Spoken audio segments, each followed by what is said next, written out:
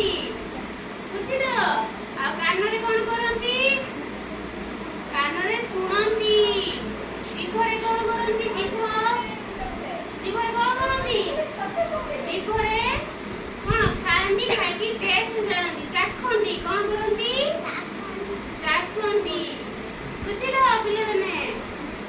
ତ ଆମେ ଆଖିରେ ଦେଖିବା, ଆଉ କଣ କରିବା? ହାତରେ ଛୁଇଁବା, ଛୁଇଁକି ଆମେ ଜାଣିବା এটা ସବୁ କଣ କେମିତି ଲାଗୁଛି ବୁଝିଲ। ମୋ ହାତରେ ସବୁ ଦେଖ, ଏଟା କଣ ରହିଛି, କଣ କଣ ସବୁ ଅଛି କହି ପକେଇଲ। କଣ କଣ ସବୁ ଦେଖୁଛ? এটা ସବୁ କଣ ଅଛି କୁହ? এটা କଣ କହିଲ? এটা ପଥର। এটা କଣ ମଝିରେ କଣ ଅଛି? ତୁଳା। এটা କଣ? ତୁଳା। ତାପରେ এটা କଣ ଅଛି?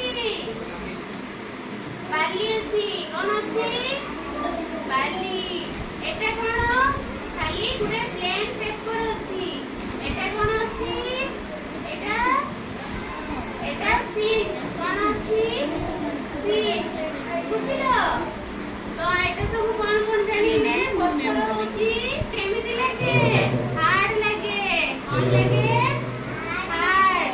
ଆମେ ସବୁ টেক্সচার ବିଷୟରେ ଜାଣିବା। টেক্সচার ମାନେ এটা କଣ? ପଥର। ପଥର ଛୁଇଁଲେ କେମିତି ଲାଗେ? টাଣ ଲାଗେ। ତାକୁ କଣ କୁହନ୍ତି ଇଂଲିଶରେ? ହାର୍ଡ। କଣ କୁହନ୍ତି? ହାର୍ଡ। ପଥର ହଉଛି ହାର୍ଡ। এটা କଣ? ତୁଳା। ତାକୁ ଛୁଇଁଲେ କଣ ଲାଗେ? ନରମ। କଣ ଲାଗେ? ନରମ ମାନେ ସଫ୍ଟ। କଣ? ସଫ୍ଟ। এটা କଣ? ବାଲି। ଛୁଇଁଲେ ଆବଡ଼ା ଖାବଡ଼ା ଲାଗେ। କଣ ଲାଗେ? ତାକୁ କଣ କୁହନ୍ତି? ରଫ୍। କଣ କୁହନ୍ତି? ରଫ୍। এটা କଣ ରହିଲେ? ଗୋଟେ ପ୍ଲେନ পেপার। ଆକୁ ଛୁଇଁଲେ କଣ ଲାଗେ? ସ୍ମୁଥ ଲାଗେ। ଆକୁ ଛୁଇଁଲେ ସ୍মুথ লাগে। এটা কোন? সিল্ক। এটা হচ্ছে সিল্ক সুতা জানছো? সেটা ধরলে সিল্ক। এটা বুঝিলো। ମୁଁ ଜଣ ଜଣଙ୍କୁ ଡାକିବି, ଛୁଇଁବ ସମସ୍ତେ, ଛୁଇଁକି କହିବ କେମିତି କଣ ଲାଗୁଛି, ସବୁ କହିବ ଏଟା କଣ ବୋଲି ବୁଝିଲ। ଚାଲ ଚାଲ ତମେ ଛୁଅ। ଏଟା କେମିତି? ହଁ ଛୁଅ। এটা କଣ? এটা ପଥର। କଣ ଲାଗୁଛି? ହାର୍ଡ। କଣ ଲାଗୁଛି? ହାର୍ଡ। এটা ଛୁଅ। ତାପରେ এটা କେମିତି ଲାଗୁଛି? ନରମ ଲାଗୁଛି। କହିଆ ସଫ୍ଟ। କଣ? ସଫ୍ଟ। এটা ଛୁଇଁଲ ଏମିତି ଲାଗୁଛି ରଫ୍। କଣ এটা? ରଫ୍। এটা